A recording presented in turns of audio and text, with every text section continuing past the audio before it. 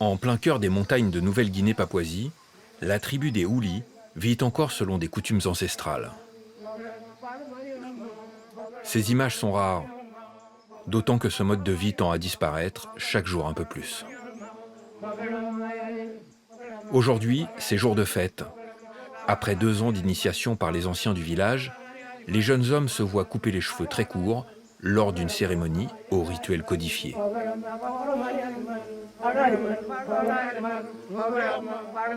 Sans leur coiffe, les jeunes adultes ont désormais le droit de se marier. Pour fêter ce nouveau statut, les Houlis entament une danse millénaire.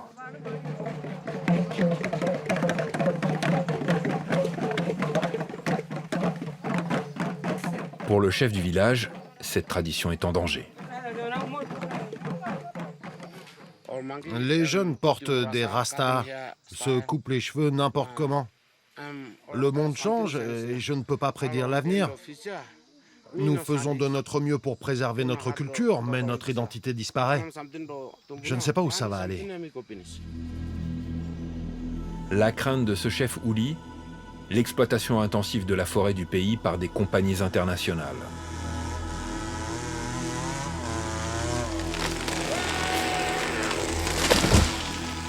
Depuis plusieurs années, chaque jour, des milliers de tonnes de bois exotiques sont arrachés à la forêt pour être vendus ensuite à l'étranger, sans que les habitants des zones exploitées en bénéficient.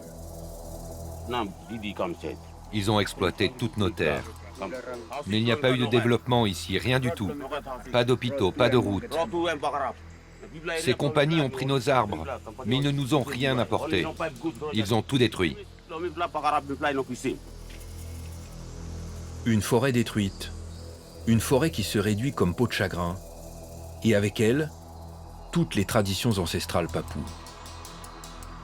Symbole de cette destruction, ce navire chargé de milliers de troncs d'arbres en partance pour l'Europe. La Nouvelle-Guinée-Papouasie est entrée dans une nouvelle ère, pour le meilleur et pour le pire. Avant d'attirer les investisseurs du monde entier, la Nouvelle-Guinée au nord de l'Australie fut longtemps un bout du monde très isolé. La partie orientale de l'île devint membre du Commonwealth en 1918. Indépendante depuis 1975, c'est une monarchie parlementaire dont le chef de l'État est encore symboliquement Élisabeth II, reine d'Angleterre, ici en visite en 1977. Un peu moins grande que la France, c'est une terre de volcans, une terre principalement montagneuse, recouverte de forêts vierges à perte de vue.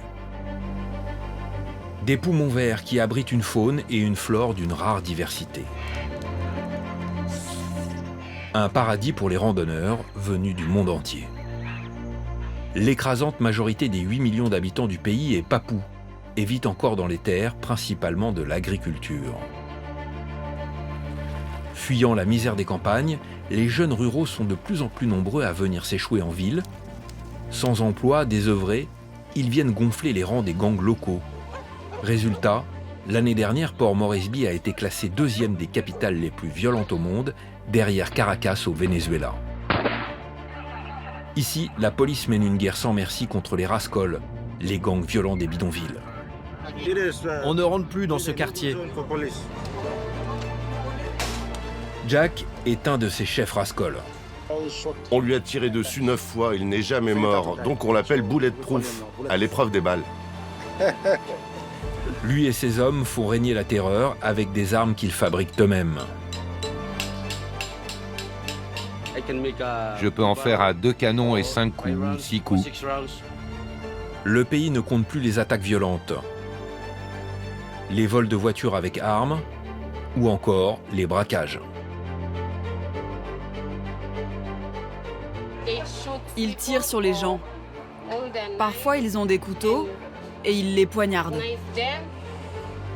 Si la Nouvelle-Guinée-Papouasie est aussi violente, c'est notamment parce que la richesse y est très mal répartie, alors que son sous-sol regorge d'or, de cuivre, de zinc, de pétrole et de gaz. Grâce à ces richesses, le pays connaît depuis 10 ans un boom immobilier inégalé et l'émergence d'une riche bourgeoisie. Parmi elles, certains cassent les codes et les clichés comme Jessie, gérante d'une boîte de nuit à succès. On ne vit pas tous dans des villages avec des huttes. On ne porte pas tous des vêtements traditionnels. Extrême richesse, extrême pauvreté, violence endémique et traditions ancestrales qui disparaissent. Enquête exclusive au paradis perdu de Nouvelle-Guinée-Papouasie.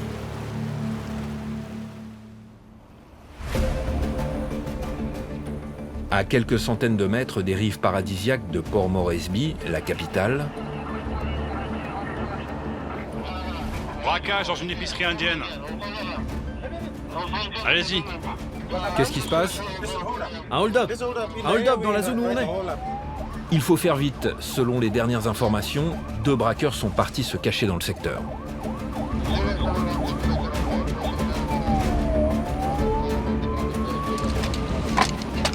Nous entrons dans le bidonville où ils se seraient repliés. Les policiers connaissent bien le terrain. Ils sont où? Ils sont là-haut, au même endroit. Au même endroit? Oui, au même endroit, où on est venu la dernière fois. Ok, on se sépare maintenant. Les policiers tentent de prendre à revers les voleurs. Vérifiez à l'intérieur. Le lieutenant David fouille les casemates de tôle une à une.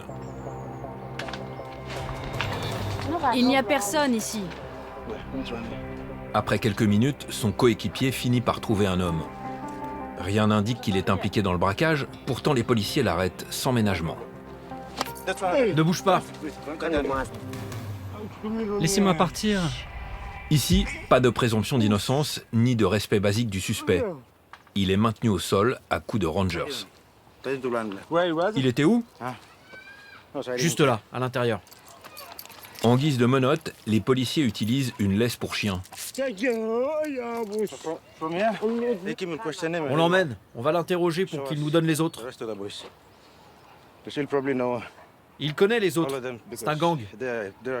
Il sait où ils habitent et où ils emmènent l'argent.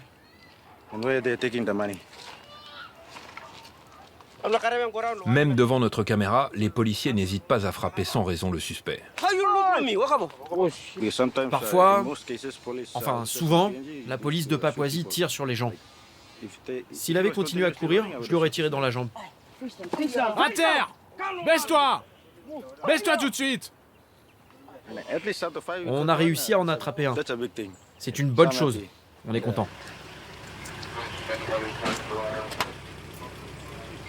Face contre terre! Tu ne t'assieds pas! Reste comme ça! Les policiers veulent identifier formellement l'homme arrêté. À leur arrivée à l'épicerie qui s'est fait braquer, le gérant est sur ses gardes.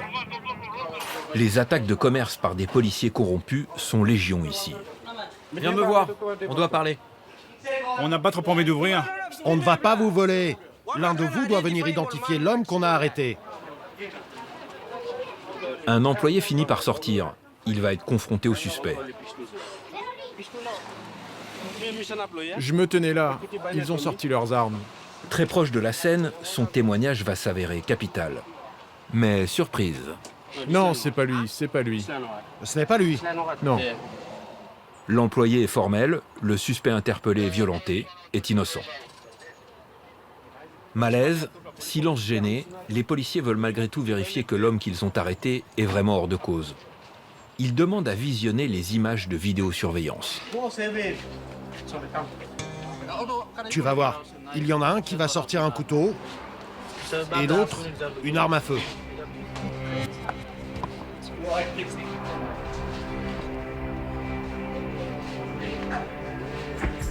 Celui-là, avec des rastas. Oui, celui-là avec le t-shirt blanc. Le deuxième n'a pas de rasta. Et il a un t-shirt noir. La vidéo confirme le témoignage de l'employé. Les policiers ont bel et bien commis une bavure. Le suspect est libéré. On lui enlève ça. Pas question de compensation, ni même d'excuses. Vas-y, lève-toi. Assieds-toi sur la banquette.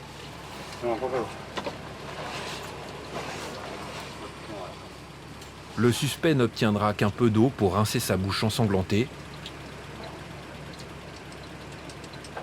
Quant au vrai braqueur, il court toujours.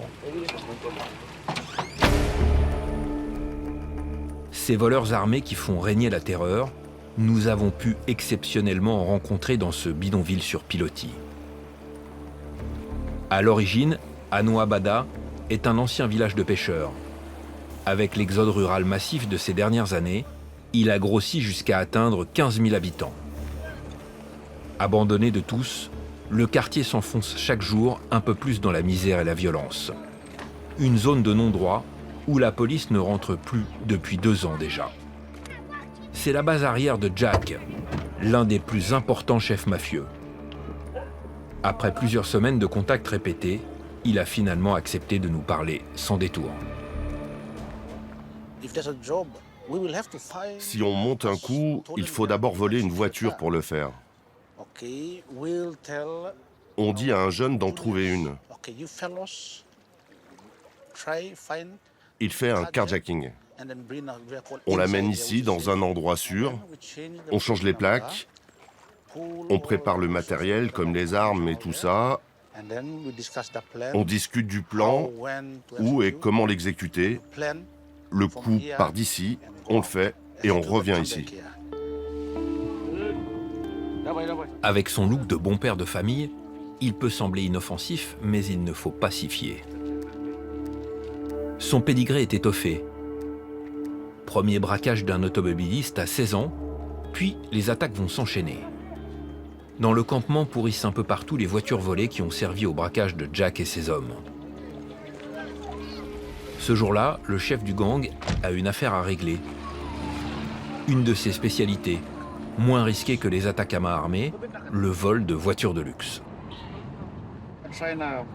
On va essayer de voler un Toyota Land Cruiser, 5 portes. Le propriétaire le gare à la marina. Il vit sur un yacht. Il dort dedans. Le matin, il part au travail. Jack a déjà fait refaire un double de clés. Ne lui manque plus que de faux papiers. Au fil des ans, le chef de gang a su développer un réseau de complices très efficace. Vous allez voir un de vos hommes? Oui. Il va nous donner les photos de notre cible. Oh, Teddy, je veux les photos.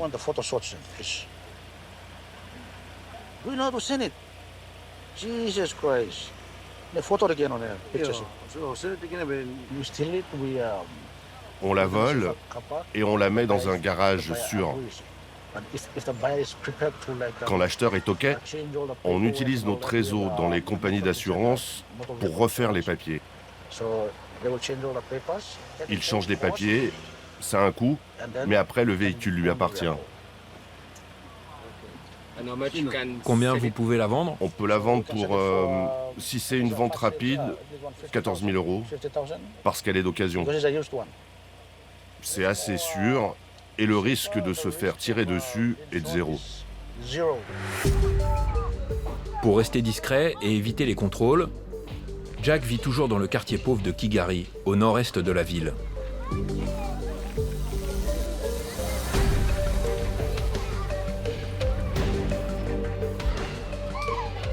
Là, c'est ma maison.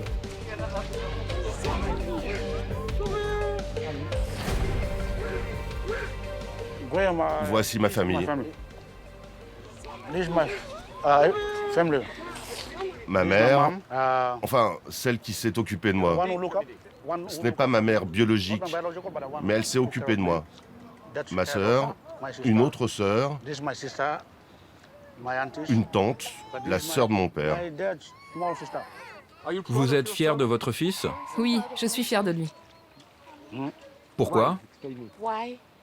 Parce que je me fais vieille, et lui aussi, mais il prend soin de moi.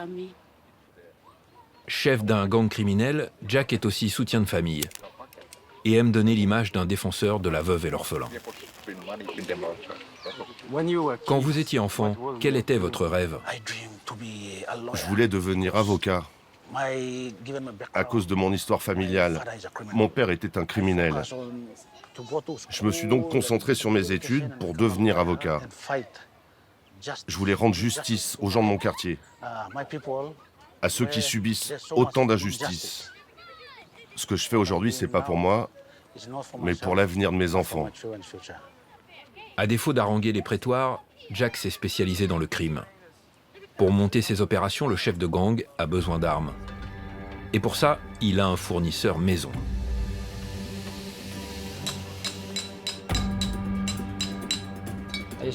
J'utilise un morceau de tube en acier. Je vais l'assembler et tu vas voir. Cet armurier, que nous appellerons John, exerce ses talents depuis 28 ans. C'est la première fois que le gang de Jack accepte qu'il soit filmé. Il ne travaille que pour les rascols. Quand les gars cherchent une arme, ils viennent et je leur fournis. Ils font des hold-up, des cambriolages, des vols de voitures. John fabrique en moyenne une arme par mois. Si ses outils et sa technique sont pour le moins rudimentaires, une certitude, le produit fini est très efficace. Ces armes tuent parfois des policiers. Oui, oui.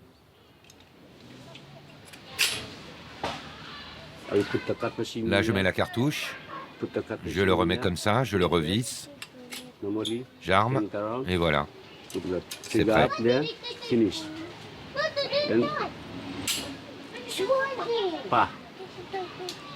Vous mettez quoi comme munitions dedans? Des cartouches de chasse.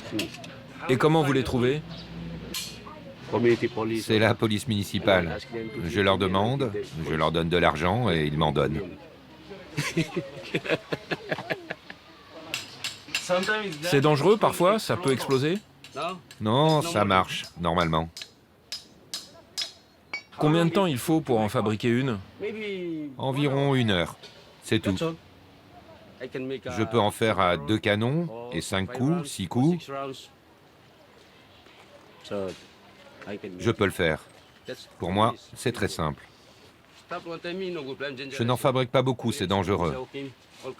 Les acheteurs viennent les prendre et c'est tout. Je ne fabrique qu'à la demande.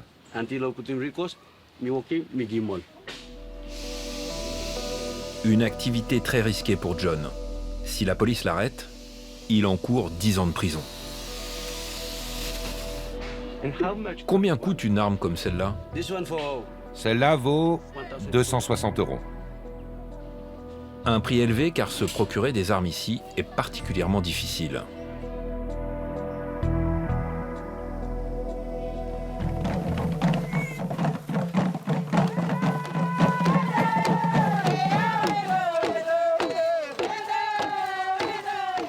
À l'autre bout du pays, Goroko, à 420 km au nord-est de Port Moresby. Ici, chaque mois de septembre depuis les années 50, se tient un festival où se réunissent des représentants de 70 tribus. Le pays en compte 800, pour autant de langues, soit 10% de toutes les langues parlées sur la planète. Une richesse culturelle unique au monde. Pendant 2 jours, hommes, femmes et enfants venus parfois de très loin exposent au public leurs chants et danses traditionnelles, maquillés de peintures de guerres ancestrales. On décore les masques avec de grandes dents, de la peinture, des yeux exorbités et un gros nez pour faire peur. Comme si nos ancêtres revenaient sous forme d'esprit. En portant ce masque, je montre ma culture et je la transmets aux enfants. Les enfants de mon village doivent porter ce masque, sinon notre culture va mourir. Il faut continuer de le porter. Rendez-vous culturel, cet événement pacifique a aussi pour but de conjurer la violence de ces sociétés où les guerres ethniques sont encore bien réelles. Des conflits où les protagonistes ont désormais troqué les arcs et les flèches pour les armes à feu. Le dernier en date, le 10 juillet 2019, a fait 32 morts, dont 9 enfants, entre 2 tribus du nord du pays. Cette violence tribale endémique s'expliquerait aussi par la disparition rapide des traditions locales. Nous, les anciens, on vient ici et on observe qu'il y a beaucoup de jeunes qui ne suivent plus les traditions. Ils ne trouvent plus de plaisir dans la vie qu'on leur propose, avec son histoire et ses coutumes. Si les enfants ne font rien, alors ils vont se mettre à voler à traîner dehors. Et ce ne sont pas de bonnes habitudes. Donc on les incite à garder nos traditions, à venir ici, à danser et à gagner un peu d'argent. Depuis quelques années, le festival est devenu un moyen de subsistance pour ces tribus. Conservatoire des traditions, c'est aussi désormais un rendez-vous artificiel pour touristes fortunés en mal d'exotisme.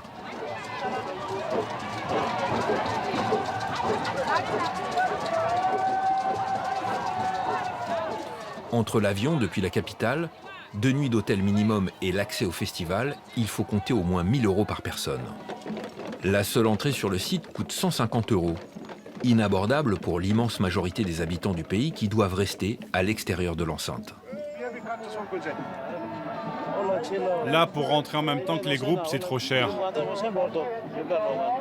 C'est pas bien qu'on reste dehors, alors que les touristes sont à l'intérieur. Clou de ce spectacle folklorique, les Mudmen, ou Ombu. Non, attendez pas là. On est les hommes bous. On apprécie beaucoup. Tous ces gens sont tellement beaux. J'aime ce genre d'événement. J'adore l'énergie, les couleurs. J'aime surtout les gens qui font des choses pas seulement pour les touristes. Un regard naïf sur ce rassemblement où tout s'achète. Photos, armes traditionnelles, poteries et sculptures, dont le best-seller, ces figurines de Mudmen en argile. 13 € pour 2. Lequel tu veux? Tout a un prix. Même nos questions sont payantes.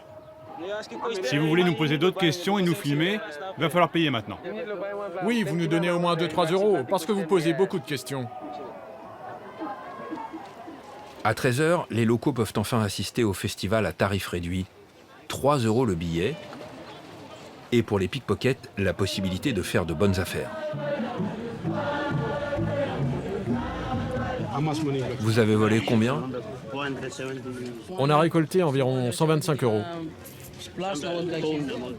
125 €, soit quasiment un mois de salaire ici.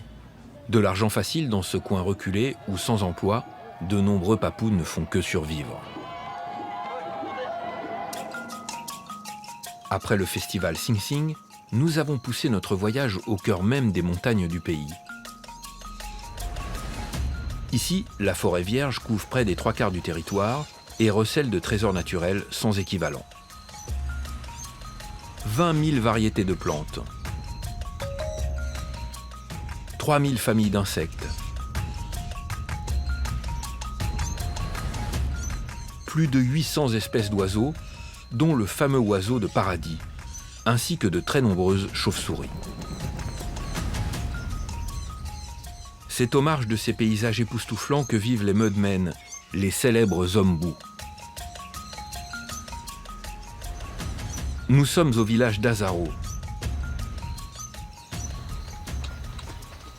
Jim est le chef de cette communauté de quelques centaines de personnes. Au quotidien, pas de masque ni de boue sur le corps. La tradition aujourd'hui pour eux, c'est avant tout du folklore qu'ils vendent aux touristes. On peut le vendre 50 € si les touristes veulent l'acheter. Je mets des dents de cochon. Ça me prend un jour pour finir le masque.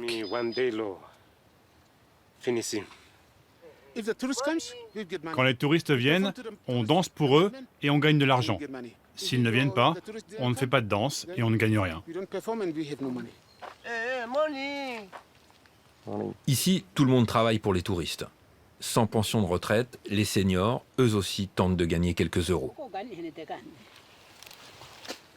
Hormis ces maigres revenus, les Mudmen ne survivent que grâce à la terre. Au village, on plante toujours des patates douces car un sac vaut entre 13 et 18 €. Vous voyez là, il y a une patate douce. Mais elle n'est pas encore prête. Une culture rentable, dont le surplus sera vendu au marché de Goroka. Pas de quoi permettre aux parents d'envoyer leurs enfants à l'école ou de s'acheter des biens de consommation courante.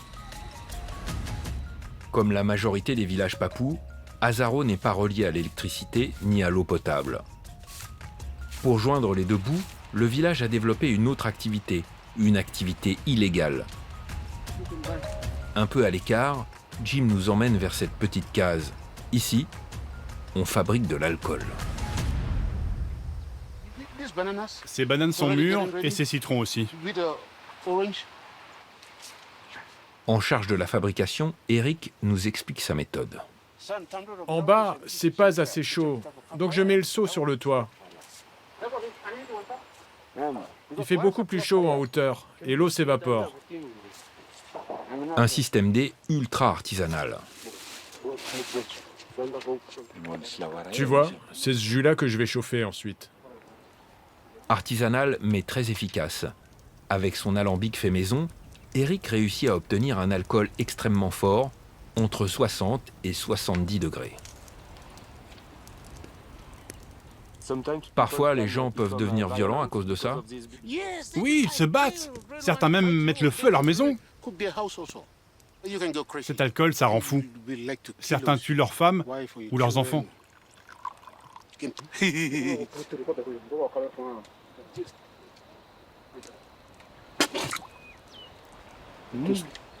C'est trop fort? C'est du bon alcool, mais c'est trop fort. À 4 € le litre d'alcool de banane, le petit trafiquant ne roule pas sur l'or. Alors pour compléter ses revenus, il a aussi développé un business encore plus risqué. La culture du cannabis.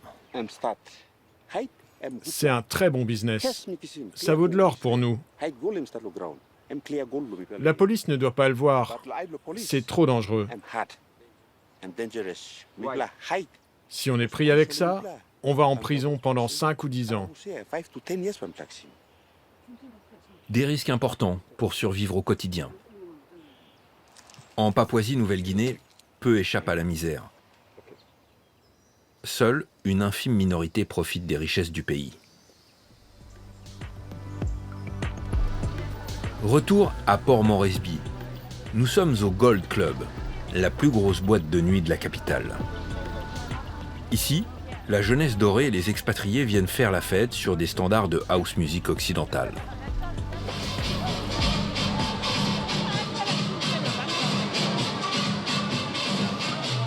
Sur le dance floor, des femmes.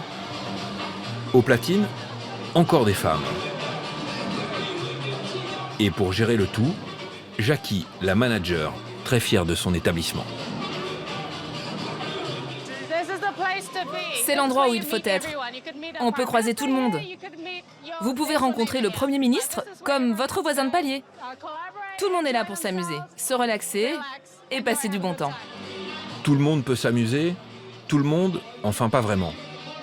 À 7 € l'entrée et 4 € le demi de bière, le Gold Club est réservé à l'élite du pays. Gardé par de nombreux agents de sécurité, l'établissement est un îlot de tranquillité, loin de la violence qui gangrène la capitale.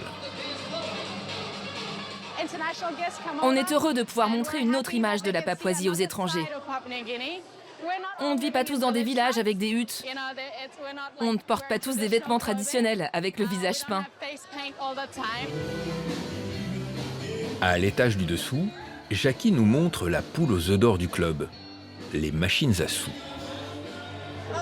Hey Jackie, comment ça va? Très bien, merci. Ça fait plaisir de te voir. Ce sont mes clients réguliers. Ils aiment venir ici et passer un beau moment. C'est comme Las Vegas. C'est comme Las Vegas. Mais ici, on connaît les gens. Jackie soigne ses habitués, et pour cause. Grâce à une cinquantaine de machines, chaque soir, le Gold Club engrange des milliers d'euros. Salut les gars, bonne chance avec les machines. Jackie n'est pas propriétaire du club. Elle travaille pour Yanis Nicolaou. Cet immigré grec est arrivé dans le pays sans diplôme et sans un sou en poche à l'âge de 18 ans. 35 ans plus tard, il est aujourd'hui à la tête d'un empire de la nuit florissant.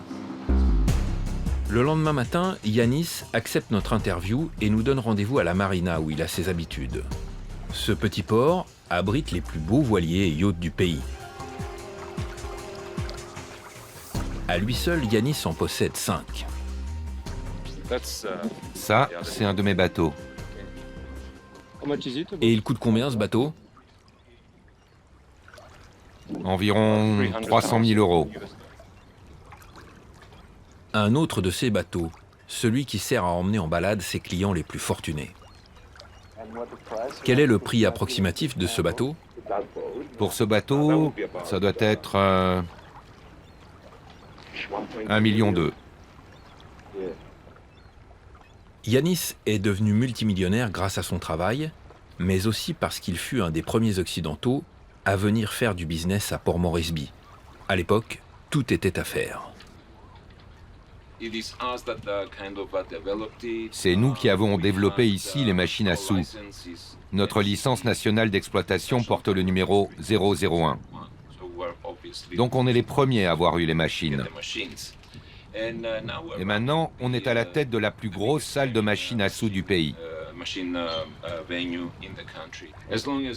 Si on suit son rêve ou son but, ça se réalise. Le succès à Port Moresby ne serait donc qu'une question de volonté. Mais lorsque nous évoquons la corruption rampante ici, Yanis est tout de suite beaucoup moins à l'aise. On a lu dans les journaux qu'il y a de la corruption.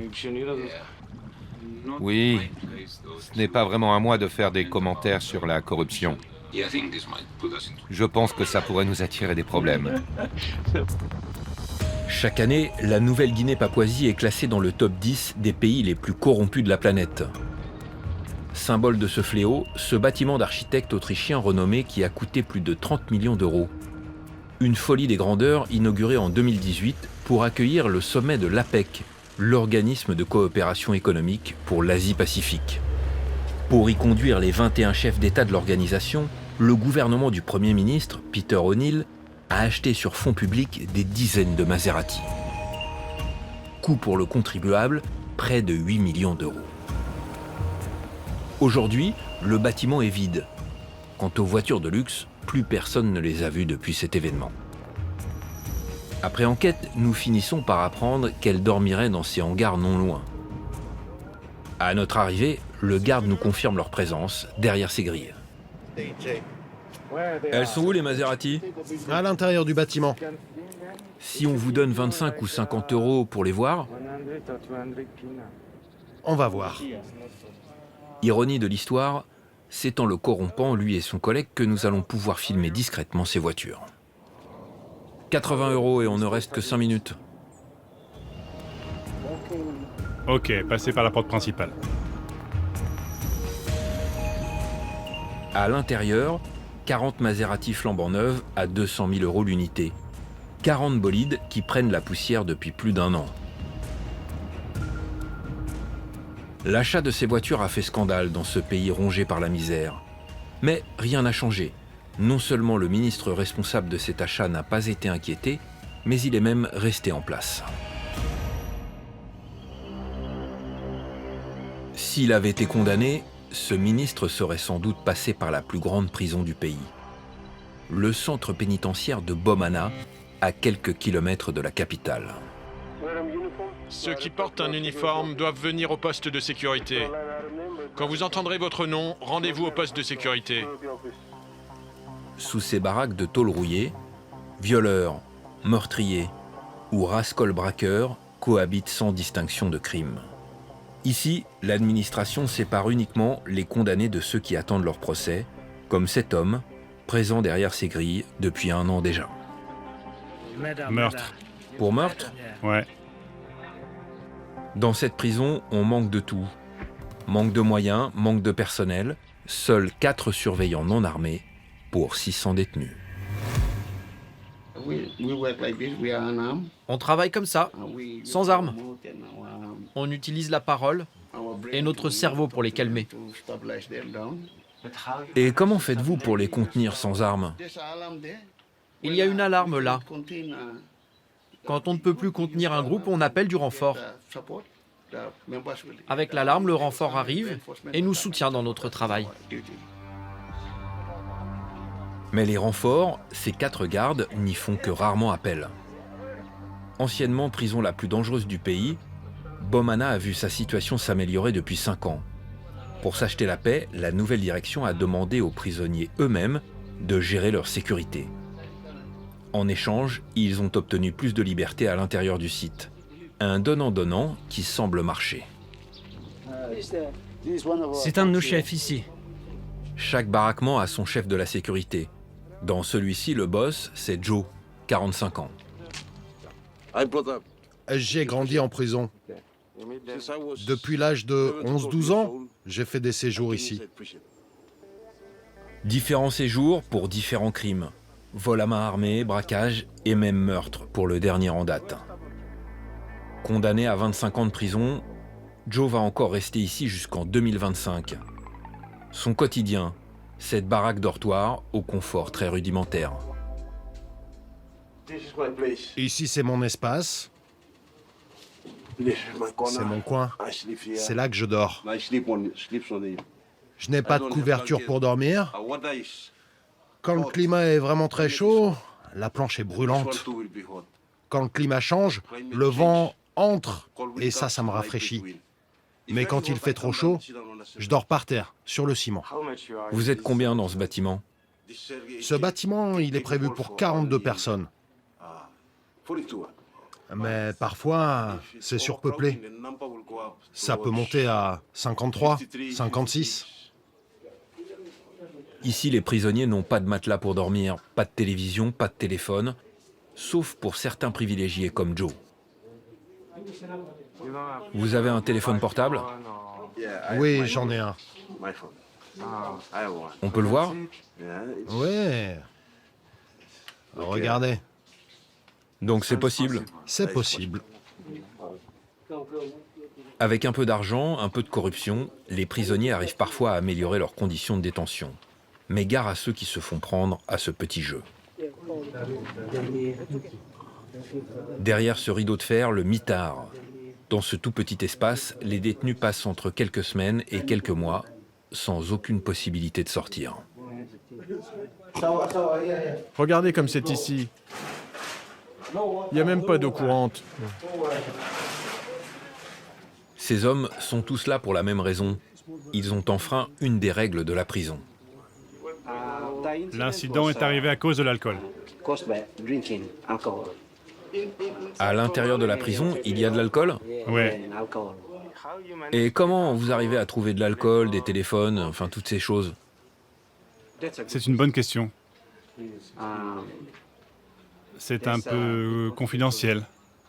Vous voyez ce que je veux dire? Le détenu est prudent. Un gardien se tient juste dans notre dos. C'est facile de payer les gardiens? Oui. Ils prennent l'argent et vous le donnent? C'est comme ça que ça marche. Oui. Après des années d'enfermement et d'isolement, l'administration pénitentiaire autorise parfois les détenus à sortir en semi-liberté. Nous sommes au marché central de Port Moresby. Ce matin, des prisonniers sous haute surveillance vont en nettoyer les abords. Écartez-vous, faites de la place, faites de la place. Tous les prisonniers ne participent pas à ces travaux d'intérêt généraux. Condition requise, être méritant, mais aussi être en fin de peine.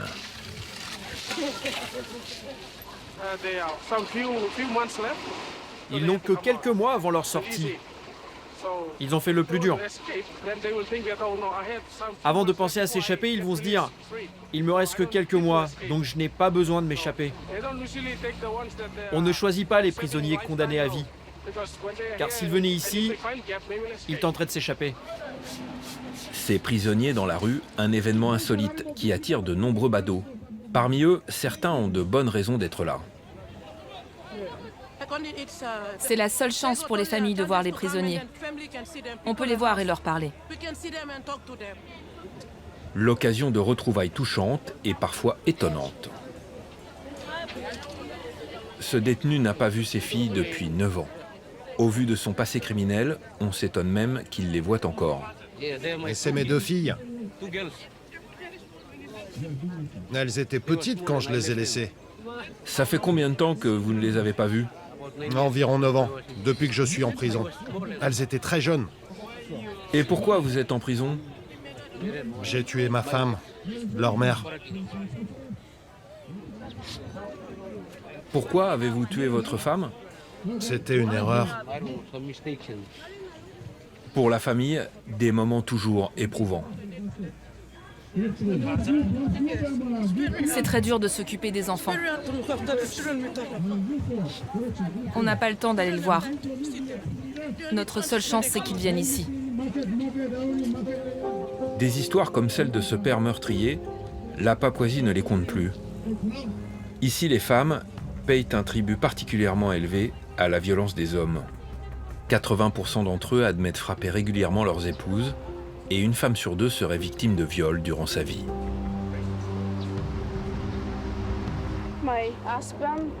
Mon mari était jaloux. Il a pris une pierre et m'a frappé la jambe. Après, il est sorti. Il est devenu fou. Il a pris cette barre en fer. Il est venu et il a essayé de me taper. J'ai crié et j'ai été me mettre à l'abri derrière ma mère. Lydia, 20 ans, se rend cet après-midi à l'Armée du Salut, un des rares centres d'accueil pour femmes violentées du pays. Elle vient y chercher une aide médicale, mais aussi et surtout un refuge. Ça vous fait mal? Oui, j'ai mal. Il l'a frappé dans le dos aussi, avec la barre en fer. Tu as l'impression que ton os est cassé ou pas? Je ne sais pas. Bon, demain, on va s'occuper de toi à la clinique. Aujourd'hui, c'est mercredi. Ils doivent fermer là. Tu penses que tu vas pouvoir dormir une nuit ici? Ça va aller? Oui, ça va aller. Quand vous retournez chez vous, vous ne dites rien à personne. Vous ne dites surtout pas où elle est. Non, on ne dira rien. Vous avez des amis qui ont déjà été battus par leur mari? Ça arrive souvent? Oui, c'est fréquent. Cette nuit, Lydia et sa petite fille seront enfin en sécurité. Le lendemain, après avoir reçu des soins, la jeune femme a le courage d'aller porter plainte au commissariat de son quartier. Ici, les cas comme ceux de Lydia sont très fréquents. Cette femme, avec son enfant, a elle aussi été battue le matin même. Elle porte sur son visage les stigmates de la violence de son mari. La première fois qu'il l'a frappée, c'était au niveau des hanches. Elle était enceinte à ce moment-là. Aujourd'hui, il l'a frappée au visage. Il a pris une pierre et il lui a tapé la tête avec. Ses frères sont arrivés, ils ont réussi à contenir son mari. Elle a pu s'enfuir. De son côté, Lydia est enfin reçue dans un bureau spécialement dédié aux violences domestiques. Vous voulez porter plainte ou pas? Oui, c'est pour ça qu'ils nous ont envoyés ici, pour que je puisse tout vous raconter. Je vais d'abord prendre votre déposition. Lydia verra-t-elle sa plainte aboutir? Peu probable. L'année dernière, l'instruction de plus des 3/4 des dossiers de violence conjugale n'a rien donné.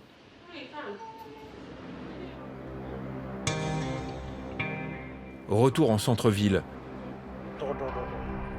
Nous retrouvons Jack, le chef Rascol. Il veut nous faire la démonstration que tout peut s'acheter ici. Surtout les policiers.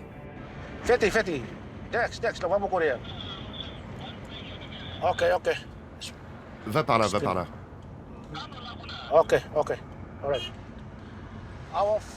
Un de nos amis vient de se faire arrêter à un barrage routier car il n'a pas son permis. Vous allez voir la corruption. On va leur donner de l'argent et ils vont le relâcher. La police lui a demandé de l'argent? C'est typique. C'est comme ça en Papouasie-Nouvelle-Guinée. D'en haut jusqu'en bas, ce sont tous des enfoirés de corrompus. Quelques minutes plus tard, le chef du gang arrive sur les lieux. C'est ici, garde-toi devant.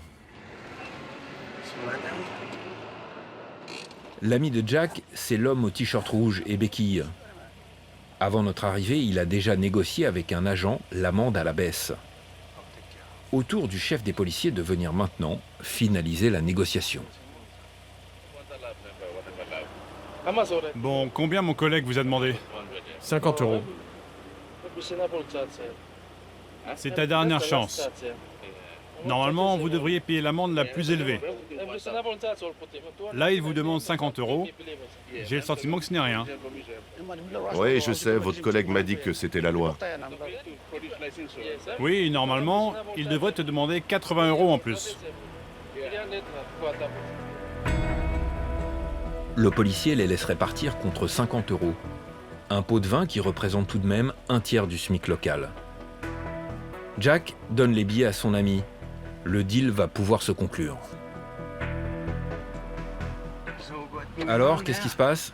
Ils ont dit que c'était bon. Ils demandaient 130 € et on a fait baisser à 50 €. On a négocié. Cette corruption chez les policiers est monnaie courante en Papouasie-Nouvelle-Guinée. Elle s'apparente même à du racket. Port Moresby est quadrillé de checkpoints où la moindre infraction fait l'objet d'une négociation pour remplir les poches des fonctionnaires.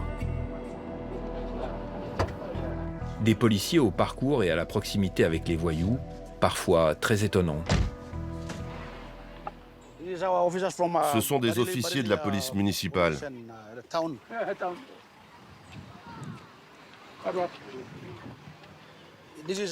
Lui, c'est Akeli Omo, un Nigérian. Mais pour les gens du quartier de Bamuru ou de Boroko, c'est un enfoiré. Lui, c'est comme mon frère. On a été en prison une fois ensemble il y a quelques années. Avant, il était très costaud, comme 5 ou 10 hommes. Maintenant, il a pris du ventre. À l'époque, il était vraiment costaud. Comme j'ai ce passé, je sais qui sont les bons et les mauvais. Du coup, je peux mieux assister les officiers. Quand il arrive quelque chose, on sait où aller parce que on sait qui l'a fait ou qui ne l'a pas fait. Si un policier a des doutes, on sait comment appréhender le fautif.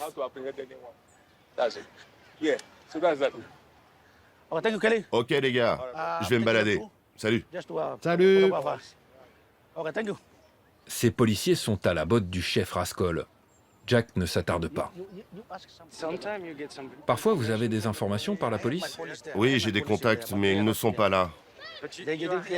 Oui, ils me donnent des informations, ce que je veux savoir. Parfois, ils nous aident même en nous donnant des armes. Ils vous donnent des armes? Oui, ces enfoirés sont en bas de l'échelle. Mes gars sont plus gradés qu'eux.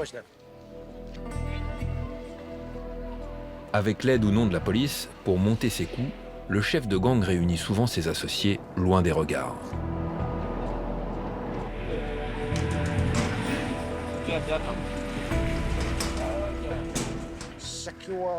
C'est un endroit sécurisé où on peut venir discuter de différentes choses. C'est un endroit sûr? Oui, ici c'est sûr. Ses partenaires de crime, des amis de longue date, au corps marqué par des années d'affrontements avec la police. On lui a tiré dessus 9 fois à différentes occasions. Il n'est jamais mort. C'est pour ça qu'on l'appelle bulletproof à l'épreuve des balles.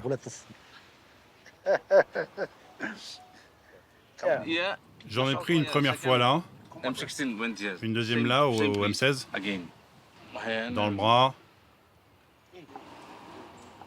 dans l'estomac. On faisait un cambriolage avec des amis. Un policier m'a tiré dessus et moi j'en ai tué 3. Ils ont tiré là, la balle est toujours là. Et vous ne voulez pas l'enlever? C'est risqué. Il pourrait couper un nerf ou quelque chose et je me retrouverais paralysé. Et donc vous la gardez?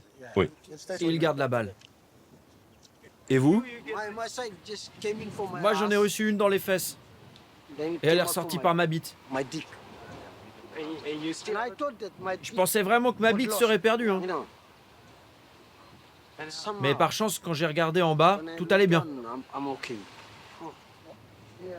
Face à la police toujours plus répressive, Jack monte aujourd'hui ses coups avec ses anciens rivaux. Désormais, les tontons flingueurs partagent tout, jusqu'au BT. Très prisée ici, cette plante se mâche pour ses vertus euphorisantes.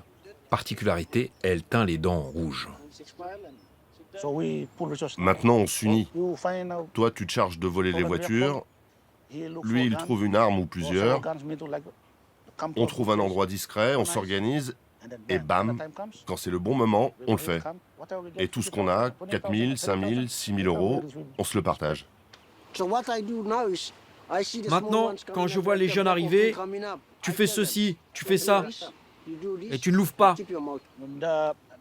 Le code, ce que nous appelons le code du silence. Si on réalise une opération avec succès, et que suite à son enquête, la police arrête l'un de nous,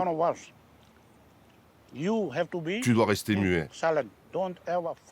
T'as pas intérêt à donner ni son nom, ni mon nom. Non. Si tu parles et que tu donnes des informations, quand il ira en prison, ce bâtard se fera défoncer. À eux trois, ces chefs de gang ont passé près de 20 ans derrière les barreaux. Selon Jack, ils auraient dû en faire 3 fois plus s'ils n'avaient pas eu l'argent pour payer les juges. Le nouveau gouvernement, nommé l'année dernière, a promis de faire de la lutte contre la corruption sa priorité, comme tous ses prédécesseurs.